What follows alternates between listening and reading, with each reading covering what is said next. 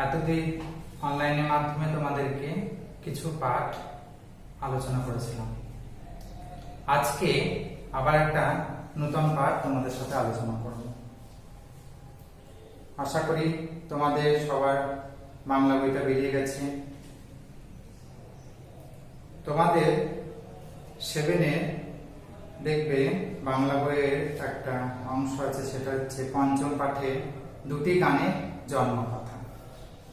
আজকে আমরা সেই বিষয়টা নিয়ে আলোচনা করব। কি নাম আছে না বললাম, আজকের পাঠটা তাহলে হচ্ছে দুটি গানের জন্মকথা। তাহলে গান শুনতে আমাদের অবশ্যই ভালো লাগে, আর করতে পারলে তো খুবই ভালো। তাহলে এই দেখো কি বলছে না, দুটি গানের জন্মকথা। তাহলে জন্মকথা, তাহলে গানেরও কিন্তু জন্ম হয়।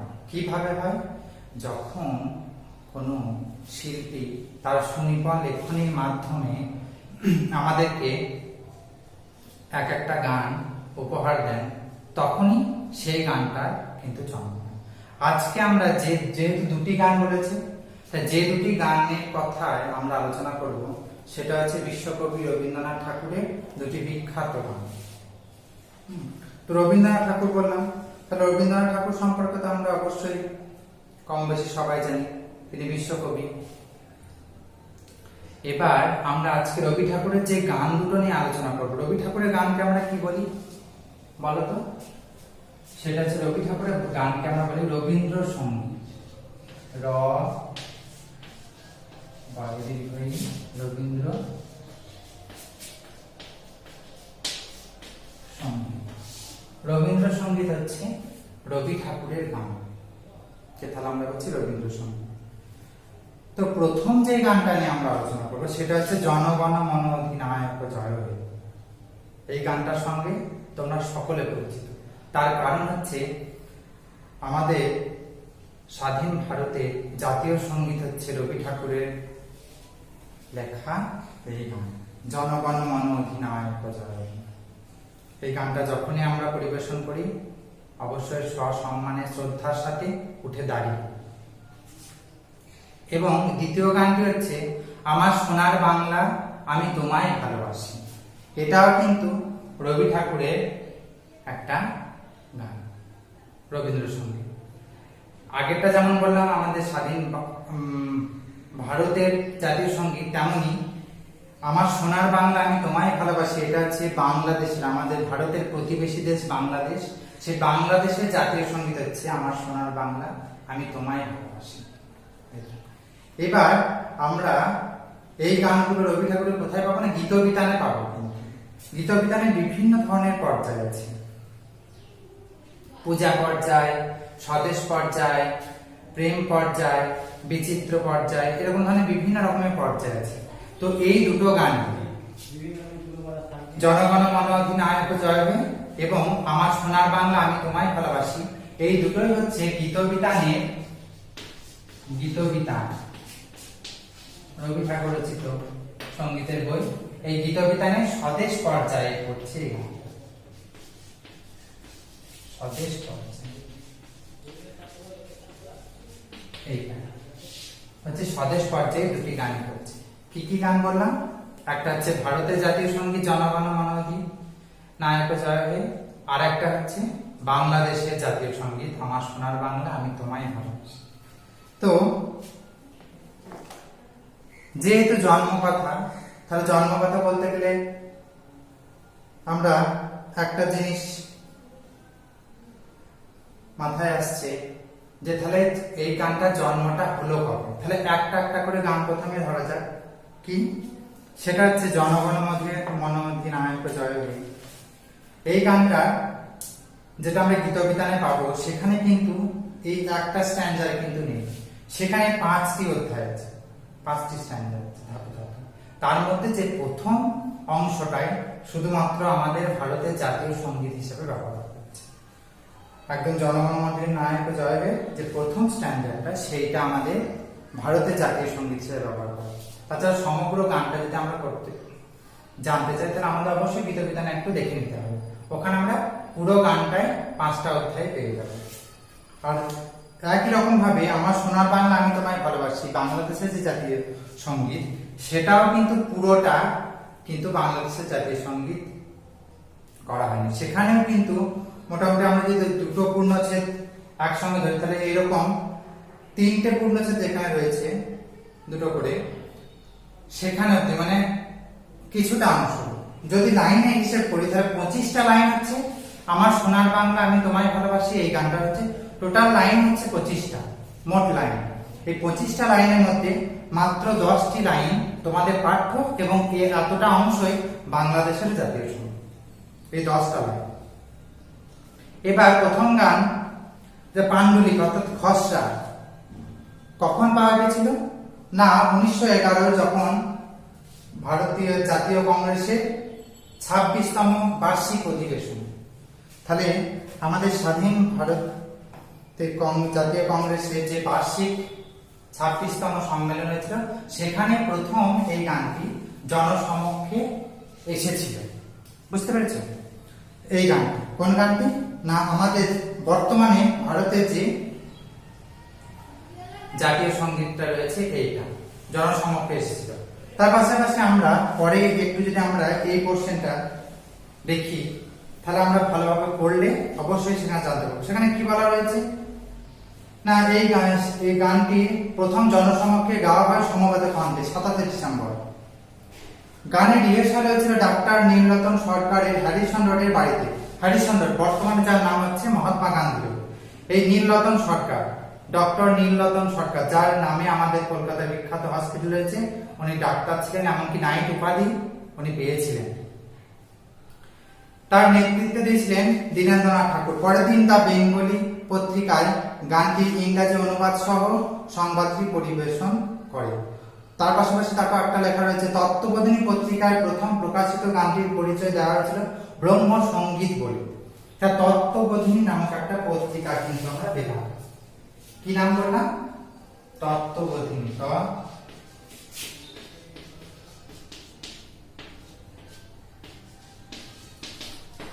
অক্ষয় কুমার দত্তের সম্পাদিত একটি পত্রিকা হচ্ছে তত্ত্ববোধিনী পত্রিকা। বুঝতে পেরেছ? এটা একটি মাসিক পত্রিকা। কি বললাম? অক্ষয় কুমার দত্ত সম্পাদিত একটি পত্রিকা হচ্ছে তত্ত্ববোধিনী পত্রিকা। কি নামে ছিল এই পত্রিকায় এই গানটা? ব্রহ্ম সঙ্গীত। ব্রহ্ম সঙ্গীত। তার কারণ হচ্ছে এই তত্ত্ববোধিনী পত্রিকায় যে সমস্ত লেখাগুলো ছিল সেটা যে ব্রহ্ম সমাজ তত্ত্ববোধিনী সভা বলে আমাদের একটা সভার নাম জানি, দেবেন্দ্রনাথ ঠাকুর প্রতিষ্ঠিত সভা যে তত্ত্ববোধিনী সভা। পরবর্তীকালে সেই সভা থেকেই মাসিক পত্রিকা অক্ষয় কুমার দত্তের সম্পাদনায় হয়েছে। সেখানে সাধারণত ব্রহ্ম তত্ত্ব বা ধর্ম নিয়ে আলোচনা, পরবর্তীকালে সেখানে সাহিত্য ধারাবাহিকভাবে প্রকাশিত হতে লেগেছে। সেই পত্রিকায় ব্রহ্ম সঙ্গীত হিসাবে জনগণ এই গানটার উল্লেখ ছিল। তারপর আরো একটু যাই,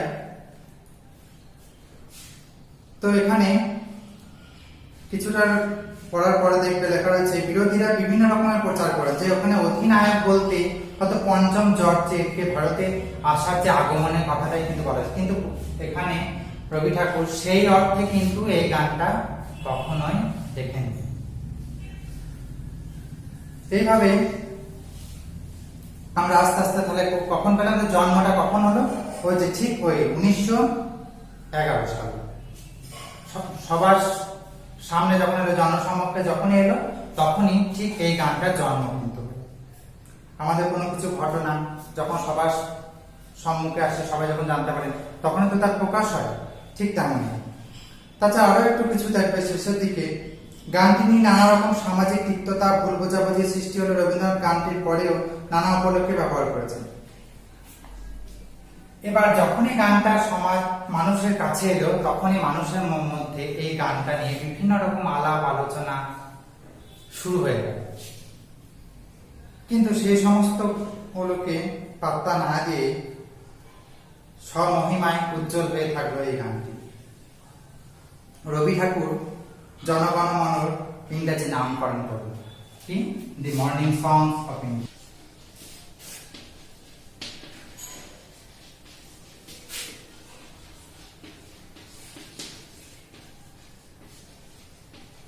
এইটা হচ্ছে ইংরেজি নাম, রবি ঠাকুরের দেওয়া ইংরেজি নাম। বুঝতে পেরেছো? এটা একটা পেলাম। সেই সুরে অর্থ গৌরব কলেজ কর্তৃপক্ষের অনুভূতি করেছিল। এমনকি পরে দেখবো আমরা একটু পরে 65 পাতার প্রথম উপরটাতে কে 11 বছর পরে 1913 সেপ্টেম্বর রবীন্দ্রনাথ জেনিভা থেকে এসেছিলেন সোভিয়েত রাশিয়া মস্কোয় অর্ডিন্যান্স কমিটি অনাথ বালক বালিকাদের তাদের অভ্যর্থনা জানালেন। তখন কিন্তু সেখানেও কিন্তু এই গানটাই পরিবেশিত হয়েছে।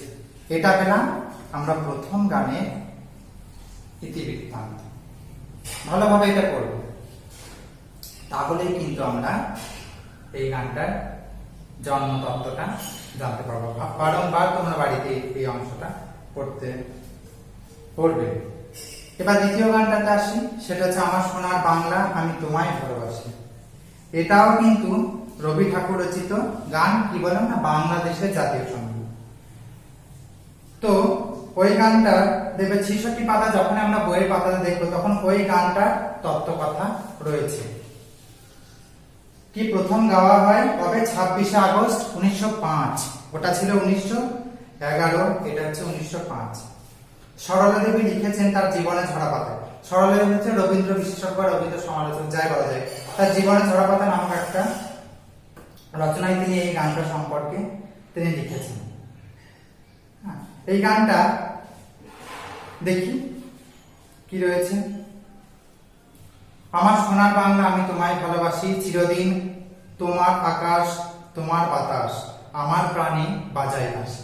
তাহলে চিরদিন তোমার আকাশ তোমার বাতাস, এই প্রকৃতি তোমার, আমাকে আনন্দ দিচ্ছে। ওমা ফাগুনে তোর আমের বনে ঘ্রাণে পাগল করে মরি হায় হায় হায়। তাহলে ফাল্গুন মাসটা ফাগুন ব্যবহার করেছে। ঘ্রাণে কিসে? ফাল্গুন মাসে আমের গন্ধ বেঁচে, তখন আম এর বোলের যে গন্ধ সেইটা। ওমা অঘ্রাণে তোর ভরা খেতে আমি কি দেখেছি মধুর হাসি। অঘ্রাণে মানে অগ্রহায়ণ, আগে পুরোনো দিনে অগ্রহায়ণ আগে যে গমন করা, অর্থাৎ অগ্রহায়ণ মাস দিয়ে শুরু হতো। তখনই মানুষ কৃষকের নূতন ধান উঠতো, ফলে কৃষকেরা নবান্ন উৎসবে মেতে থাকতো। সেই অঘ্রাণ মাসে কি হয়েছে? ভরা ক্ষেত থাকে, তখন মধুর হাসি থাকে সবার কাছে। কি শোভা কি ছায়া গো, কি স্নেহ কি মায়া গো। তাহলে সেখানকার প্রকৃতির অপরূপ শোভা, অপরূপ ছায়া, অপরূপ স্নেহ, অপরূপ মায়া। আমি কিন্তু গানটা হলেও কবিতার মতো করে পড়ানোর চেষ্টা করছি। মা তোর মুখের বাণী আমার কানে লাগে সুধার মতো মরি হায় হায়। তাহলে মায়ের যে মুখের বাণী সেটা কি আমার কাছে সুধার মতো মনে হচ্ছে। মা তোর বদনখানি মলিন হলেও মা আমি নয়ন জলে বসি। অবশ্যই মা মানে বঙ্গজননী, বঙ্গভূমি, বঙ্গমাতা, দেশমাতৃকা, জন্মভূমি যাই বলা যায় না, তার যখন অসম্মান হয় তখন সেটা কিন্তু আমার অসম্মান। আমার নিজের গর্ভধারিণী মায়ের অসম্মান মানে সেটা আমার অসম্মান। আমার পরিবারের অসম্মান মানে সেটা আমার অসম্মান। আমার সমাজের অসম্মান মানে সেটা আমারও অসম্মান। আমাদের এইভাবে আমাদের দেশের অসম্মান মানে আমাদের সকল নাগরিকেরই কিন্তু অসম্মান। তাহলে আমাদের সবাইকে কিন্তু সেই সম্মান রক্ষার কাজে এগিয়ে আসতে হবে। তাহলে এইটা একটা আমরা পেলাম। তাহলে কি এইটা একবার তোমরা তাহলে দেখবে সরলা দেবীর যে বক্তব্য এই গানটার উপর ভিত্তি করে রচিত হয়েছে, সেটা তোমরা এখানে বাংলা একটু পড়লেই তোমরা অবশ্যই জানতে পারবে। আর কিছু অসুবিধা হলে আমি আছি। রবীন্দ্রনাথ তখন সপরিবারে গিরিতে, তখন এখানে এসে তিনি দেখলেন 23 থেকে 24টি গান রচনা হয়েছে। সেখানে আজ স্বদেশী গান নামে পরিচিত। বঙ্গভঙ্গ আন্দোলনের পরিপ্রেক্ষিতে এই গানগুলি সে সময় বিপুল উদ্দীপনায় সঞ্চার করেছে। বঙ্গভঙ্গ আন্দোলন অর্থাৎ বাংলাকে ভাগ করে দেওয়া, তারপরে আমাদের রাখি বন্ধন উৎসব 1905 বঙ্গবন্ধু, সেই পরিপ্রেক্ষিতে কিন্তু আমাদের বঙ্গভঙ্গ আন্দোলন, তার পরিপ্রেক্ষিতে বিভিন্ন স্বদেশ পর্যায়ে গানগুলো রবি ঠাকুরের গীতবিতানে আমরা পাবো, ওইগুলো কিন্তু তার পরিপ্রেক্ষিতে রচিত হয়েছে কিছু কিছু। আর এই গানটা আমাদের স্বাধীন বাংলাদেশের জাতীয় সঙ্গীত হিসেবে কখন গৃহীত হলো? না, 1971 সালে প্রকাশ পেল, অর্থাৎ জন্ম হলো 1905। স্বাধীন বাংলাদেশের জাতীয় সঙ্গীত হিসেবে স্বীকৃতি পেল 1971 সালে। এইটা আমরা কিন্তু পেলাম। এখান থেকে তোমাদের কিছু বাড়ির কাজ দেব, যেটা তোমরা করবে আর ভালোভাবে পড়বে। গান দুটো সেরকম হলে বারবার শুনবে, দেখবে। আর যদি কিছু তথ্য পাও, এখন তো বাড়িতে রয়েছো, সেগুলো নিজেরা নোট করবে। পরে তোমাদের সঙ্গে সাক্ষাৎ হলে আবার একটু না হয় আলোচনা করে নেওয়া যেতেই পারে, অসুবিধার কোনো কারণ নেই। বেশ, তাহলে আশা করি সবাই বুঝতে পেরেছো। ধন্যবাদ।